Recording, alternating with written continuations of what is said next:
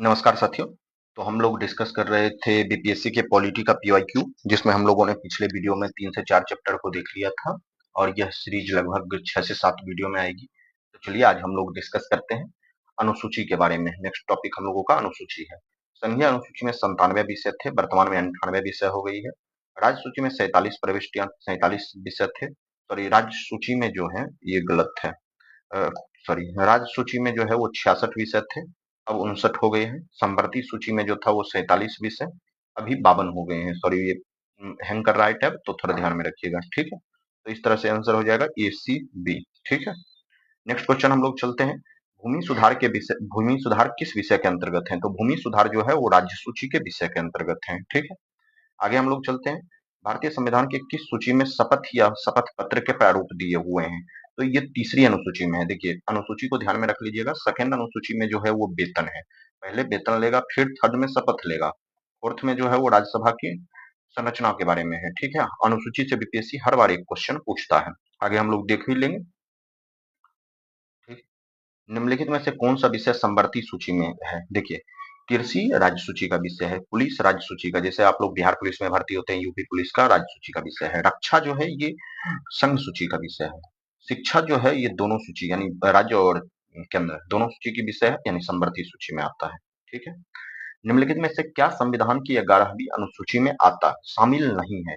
देखिए, 11वां अनुसूची में जो है वो पंचायती राज के बारे में है। तो पंचायती राज में क्या नहीं है, ये बात ध्यान में रखिएगा, क्योंकि ये बीपीएससी के अलग अलग एग्जाम में, बिहार के एग्जाम में भी पूछे जाते हैं। तो ग्रामीण खेल जो है वो पंचायती राज के 29 विषय में शामिल नहीं है। 29 विषय है ना, इसमें शामिल नहीं है, ठीक है। आगे हम लोग चलते हैं। जानवरों के प्रति क्रूरता की रोकथाम को भारतीय संविधान के किस सूची में रखा गया है? तो समवर्ती सूची में। देखिए, जब क्रूरता होगा तो राज्य सरकार भी अपने अनुसार लॉ बना सकता है और सेंटर भी अपने अनुसार लॉ बना सकता है, ठीक है। आगे हम लोग चलते हैं। भारतीय संविधान में किस अनुसूची में राज्यों की परिषद में सीटों के आवंटन का प्रावधान समाविष्ट है? अभी बताए थे, फोर्थ शेड्यूल में राज्यसभा की सीट के बारे में है, ठीक है। ये बीपीएससी असिस्टेंट के एग्जाम में पूछा गया है, ठीक है। आगे हम लोग चलते हैं। पांचवी अनुसूची किस विषय समूह के लोग के शासन और हितों की सुरक्षा से संबंधित है? देखिए, पांचवी अनुसूची है वो जनजाति से संबंधित है, अनुसूचित जनजाति, जबकि सिक्स्थ शेड्यूल है वो अनुसूचित जाति से संबंधित है, ठीक है। ध्यान में रखिएगा ये चीज। आगे हम लोग चलते हैं। भारतीय संविधान के निम्न में से किस अनुसूची में दल बदल विरोधी, बीपीएससी ये दल बदल विरोधी वाला लगभग 3 से 4 बार क्वेश्चन पूछा है। तो 10वीं अनुसूची में है। इसका संविधान संशोधन आप लोग कमेंट में बताइएगा। बाकी तो ये देखिए, 52वें संविधान संशोधन 1985 द्वारा इसको लाया गया था, ठीक है। देखिए, फिर नेक्स्ट क्वेश्चन है, भारतीय संविधान की 10वीं अनुसूची का संबंध क्या है? तो दल बदल प्रतिरोधी विधायन से। दल बदल से बीपीएससी का पता नहीं क्या लगाव है, बार बार पूछता है, ठीक है। ये ध्यान में रखिएगा। आगे हम लोग चलते हैं। आगे उद्देशिका, एक सेकेंड, एक क्वेश्चन और यही पिछला क्वेश्चन था, उद्देशिका। इसे संविधान का प्रस्तावना भी कहते हैं, प्रियम्बल, ठीक है। तो भारतीय संविधान की प्रस्तावना के सिलसिले में निम्नलिखित में से कौन सा कर्म सही है? कर्म क्या है? देखिए, हम भारतीय लोग भारत को एक संपूर्ण प्रभुत्व जब पढ़ते हैं तो क्या कर्म है? सार्वभौम, सत्ता संपन्न, समाजवादी, पंथ निरपेक्ष, जनवादी और गणतंत्र, ठीक है। ये 40वीं बीपीएससी 1995 क्वेश्चन है, अच्छा क्वेश्चन में से एक था, ठीक है। जब याद होगा तो ये क्वेश्चन हल कर पाइएगा, नहीं तो बहुत कम है जो लॉजिक से आप हल कर पाइएगा। भारतीय संविधान की प्रस्तावना में भारत को किस रूप में घोषित किया गया है? तो देखिए, की संविधान में एक सार्वभौम, समाजवादी, धर्मनिरपेक्ष, प्रजातांत्रिक और गणतंत्र रूप में वर्णित किया गया है। आगे हम लोग चलते हैं। भारत में लौकिक सार्वभौमिकता है क्योंकि संविधान की प्रस्तावना आरंभ होती है हम भारत के लोग शब्दों से, ठीक है। आगे हम लोग चलते हैं। निम्न शब्दों का सही विचार, देखिए कैसे कैसे शब्द आया वो बताना है, ठीक है। अच्छा, एक चीज बताइए, 42वां संविधान संशोधन में क्या जुड़ा था? समाजवादी जुड़ा था, ठीक। धर्मनिरपेक्ष जुड़ा था, तो ये दोनों तो शुरू से नहीं ही होगा। और लेकिन ये क्या करता है, शब्दों पर विचार क्रम के अनुसार, सही शब्द। हम भारत के लोग भारत को एक संपूर्ण प्रभुत्व संपन्न, तो सार्वभौमिक सबसे पहले आएगा, सी सबसे पहले आएगा, ठीक है। उसके बाद धर्मनिरपेक्ष आता है, तो सी के साथ डी आएगा, यानी ए कट गया, डी कट गया। सॉरी, एक सी के बाद ए आएगा, सार्वभौमिक समाजवादी, ठीक है। और उसके बाद धर्मनिरपेक्ष, फिर प्रजातांत्रिक, तो ए ऑप्शन हो जाएगा, ठीक है। बीपीएससी इस तरह का क्वेश्चन शुरुआत में पूछता था, ये 48वीं से 52वीं में है। अब इस तरह का क्वेश्चन पूछना छोड़ दिया है, लेकिन कभी भी बीपीएससी का दिमाग घूमेगा तो पूछ सकता है, और इस तरह का क्वेश्चन गलत होने की संभावना ज्यादा रहती है। भारत के संविधान की प्रस्तावना भारत के संविधान की प्रस्तावना में निम्नलिखित में से किस एक को पहले मुख्य रूप से सम्मिलित नहीं किया गया था? तो देखिए, समाजवाद को शामिल नहीं किया गया था, लेकिन समानता तो था।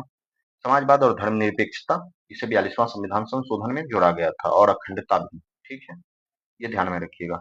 नेक्स्ट क्वेश्चन की तरफ हम लोग चलते हैं। यहाँ नीचे एक क्वेश्चन और होगा, देख लेते हैं। भारतीय संविधान की प्रस्तावना में समाजवादी शब्द किस संविधान संशोधन, देखिए प्रस्तावना में एक ही संविधान संशोधन हुआ है, वो 42वां संविधान संशोधन। इसके द्वारा 3 शब्द जोड़े गए थे, समाजवादी, धर्मनिरपेक्ष और अखंडता। ठीक है, आगे हम लोग चलते हैं नेक्स्ट क्वेश्चन की तरफ।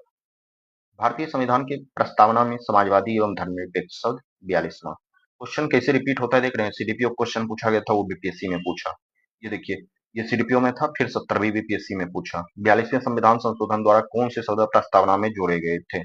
धर्मनिरपेक्ष एवं समाजवादी। ये 70वीं बीपीएससी, ये 13 दिसंबर को जो पेपर हुआ था, उसमें पूछा गया था।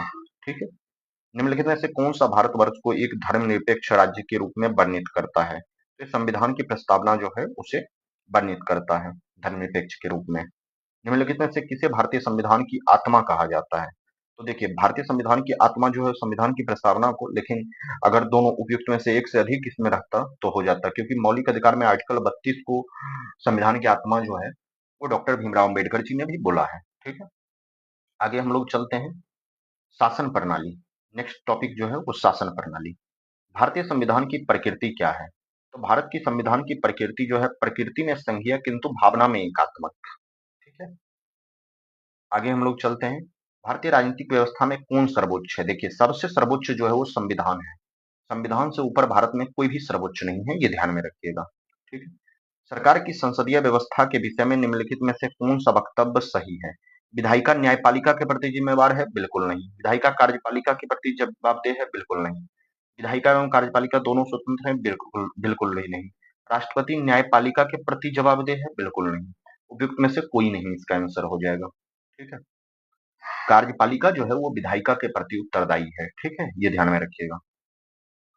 नेक्स्ट क्वेश्चन की तरफ हम लोग चलते हैं। तो नेक्स्ट क्वेश्चन है, भारत में प्रजातंत्र इस तथ्य पर आधारित है कि जनता को सरकार को चुनने तथा बदलने का अधिकार प्राप्त है। क्योंकि प्रजातंत्र इसलिए है क्योंकि 5 साल में जब फिर से जब वोटिंग के लिए जाया जाता है, तो वहां जनता सरकार को चुनेगी तथा बदलने का अधिकार उसे प्राप्त है। विधि का नियम या कानून का अधिराज्य का मतलब क्या है? देखिए, विधि का नियम या कानून का अधिराज्य, सभी के लिए एक कानून और सभी के लिए एक न्यायतंत्र। ये अच्छा ऑप्शन है। सभी के लिए एक कानून और सभी के लिए एक राज्य, ये गलत है। सभी के लिए एक राज्य और सभी के लिए एक न्यायतंत्र, सबसे और सटीक यही ये बैठता है। देख लेते हैं, हाँ ठीक है। भारतीय प्रशासन में विभाजन प्रणाली किससे संबंधित है? तो भारत में प्रशासन जो है वो विभाजन प्रणाली नीति या कार्यान्वयन से है, जो सेंटर और स्टेट के मामले में। ठीक है, आगे हम लोग चलते हैं। निम्नलिखित विशेषताओं में से कौन सा केंद्रीय शासन व्यवस्था में के लिए कौन सी सही नहीं है? केंद्रीय शासन व्यवस्था के लिए, देखिए, केंद्रीय शासन व्यवस्था के लिए सही नहीं है। बड़े देशों के लिए यह आदर्श, ये सही नहीं है। ठीक है, केंद्रीय शासन व्यवस्था, क्योंकि जब भी बड़ा देश होगा तो डिसेंट्रलाइज करके सत्ता चलाना, अलग अलग स्टेट में बांट दिया जाएगा। फिर स्टेट अपना काम जो है, देखिए सेंटर का कुछ काम होगा वो स्टेट को बांट देगा, स्टेट का कुछ काम होगा वो पंचायती राज को बांट देगा, नगर निगम को बांट देगा। ठीक है, तभी सत्ता चल पाएगी। एक जगह से बड़े देश के लिए केंद्रीय शासन आदर्श रूप में नहीं चल सकता है, क्योंकि यहाँ से गांव तक ध्यान रख पाना बहुत मुश्किल है। ठीक, नेक्स्ट क्वेश्चन की तरफ हम लोग चलते हैं। निम्नलिखित में से कौन सा कथन सत्य है? संयुक्त राज्य अमेरिका में सरकार की संघीय प्रणाली है? बिल्कुल है। भारत में सरकार की संघीय और एकात्मक दोनों प्रणाली बिल्कुल नहीं है। फ्रांस में सरकार की संघीय, देखिए ये सही है, सत्य पूछा है, हम लोग आगे निकल जाएंगे। ठीक है, अब नेक्स्ट जो टॉपिक है वो राज्य एवं संघ राज्य क्षेत्र के बारे में है। दिल्ली जो है एक यूटी है। 69th संविधान संशोधन के द्वारा दिल्ली में एक विधानसभा का गठन किया गया था, जो 70 विधानसभा सीट है दिल्ली में, 70 विधानसभा है। और वर्तमान में दिल्ली के मुख्यमंत्री जो है वो रेखा गुप्ता जी हैं। ठीक है, इससे पहले दिल्ली में 3 और महिला सीएम रह चुकी है, जिसमें अतिशी मार्लेना है। ठीक है, एक कांग्रेस से थी, उनका नाम अभी भूल रहे हैं, और बीजेपी से सुषमा स्वराज थी। ठीक है, बीजेपी से सुषमा स्वराज थी। ठीक है, तो ये चौथा दिल्ली की, और ये शहादरा साइड से शायद विधानसभा से आती है। ठीक है, इतना ध्यान नहीं रखना है, इनका पुराना सीट हो गया। ठीक है, आगे हम लोग चलते हैं। सिक्किम भारत का एक राज्य बना। बीपीएससी ये भी 2 बार क्वेश्चन पूछा है। ये 35वें संविधान संशोधन के अंतर्गत बना था। फिर ये 69th में पूछा, देखिए, और 66वीं में भी पूछा था। सिक्किम भारत का पूर्ण राज्य कब बना था? 1975 में बना था। 36वें संविधान संशोधन 1975 में पूर्ण राज्य बना था, और 35वें संविधान के संशोधन 1975 के द्वारा एसोसिएट स्टेट के रूप में इसे शामिल किया गया था, ठीक है। और इसका वर्णन जो है संविधान के आर्टिकल 371 एफ के तहत भी किया गया है। बिहार को काटकर एक पृथक वनांचल राज्य का बनाना संभव है? राज्य विधानसभा बिल्कुल नहीं, राज्यपाल द्वारा बिल्कुल नहीं, संवैधानिक औपचारिकता इनमें से कोई नहीं। देखिए, अगर वनांचल राज्य बनाना होगा, केंद्र सरकार एक साधारण विधेयक पास करेगा और नया स्टेट बना देगा। राज्य का कोई भी भूमिका नहीं होती है नया स्टेट बनाने में। आजादी के बाद भाषा के आधार पर भारत के राज्यों का पुनर्गठन किस वर्ष हुआ? 1956 में। क्यों हुआ था? तो 1953 में आंध्र प्रदेश में कोटल्ली श्रीरामुलु जो थे, उनके 56 या अंठावन दिन भूख हड़ताल के बाद उनकी मृत्यु होने के बाद ये मामला बहुत भड़क गया था, ठीक है। और भाषा से संबंधित विभिन्न समिति देख लीजिएगा, जैसे जेपीबी समिति है, 3 समिति है ना, तीनों का अध्ययन कर लीजिएगा। बीपीएससी अगर डीप में जाएगा तो वहां तक पूछ सकता है, ठीक है। आगे हम लोग देखते हैं, निम्न में से कौन, देखते हैं ये, हाँ खत्म ही है। निम्न में से कौन 1953 में राज्य पुनर्गठन आयोग एसआरसी के सदस्य थे? तो देखिए, के एम पनिकर, हृदयनाथ कुंजरू और फजल अली, तीनों जो थे वो राज्य पुनर्गठन आयोग के सदस्य थे। देखिए, बीपीएससी तैयारी में एक क्वेश्चन पूछा है, तो मेन बीपीएससी में भी पूछ सकता है। तीनों जो भाषाई आधार पर जो गठन हुआ था, मतलब तीनों जो भाषा के लिए गठन हुआ था, उसे देख लीजिएगा कि कौन भाषाई आधार पर नहीं बोला, किसने प्रशासनिक आधार पर राज्य गठन के लिए बोला था। देख लीजिएगा, जैसे जेपीवी समिति है, जवाहरलाल नेहरू है, पट्टाभी सीतारमैया है, वल्लभ भाई पटेल है, इस तरह से ध्यान में रखिएगा। अब हम लोग नेक्स्ट वीडियो में नागरिकता से शुरू करेंगे, ठीक है। तो वीडियो 11-12 मिनट का हो गया है, इससे ज्यादा लंबा नहीं रखते हैं, आप लोग भी आराम से डिस्कशन कर लीजिएगा। और बाकी कोई भी डाउट हो तो कमेंट में जरूर बताइएगा कि और क्या किया जा सकता है, ठीक है। मिलते हैं नेक्स्ट वीडियो में, तब तक के लिए जय हिंद।